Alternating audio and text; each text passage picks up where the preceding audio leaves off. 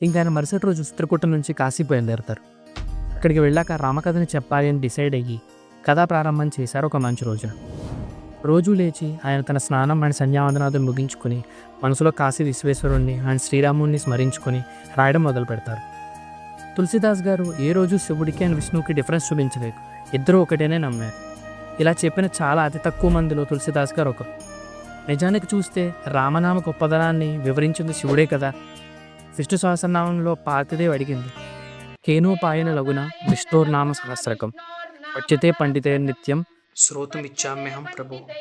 అప్పుడే స్వయంగా పరమశివుడు చెప్పాడు, శ్రీరామ రామ రామేతి రమే రామే మనోరమే సహస్రనామ తత్తుల్యం రామనామ వరాన. అంటే రామ అనే వర్డ్ని 3 సార్లు చెప్తే చాలట మొత్తం సహస్రనామం అంటే 1000 సార్లు విష్ణు సహస్రనామం చెప్పిన పుణ్యం వస్తున్నది. సంస్కృత భాషలో వర్గీయ నవర్గీయ లెటర్స్ అనేవి ఉంటాయి. కట్ షార్ట్గా చెప్పాలి అంటే కాన్సనెంట్స్ లాంటివి.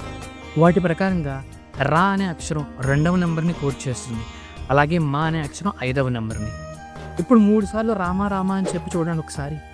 రా 2 ఇంటూ మా 5, అలా 2 into 5 into 2 into 5 into 2 into 5 మొత్తం 1000 సార్లు. సో అలాంటి రామనామ గొప్పతనాన్ని శివుడే మనకు అందించాడు. అందుకే తులసిదాస్ గారు ఈ రోజు ఆ డిఫరెన్స్ని చూపించలేదు. అలా ఆయన రామకథ రచనించి స్టార్ట్ చేశారు. రోజు రాసి తను ఉంటున్న ఆ ఇంట్లోని శివలింగం దగ్గర పెట్టేవారు. కానీ మరుసటి రోజు లేచి మళ్ళీ రాయడానికి కూర్చుంటే ముందు రోజు రాసినంత చెరిగిపోయి ఉండేది.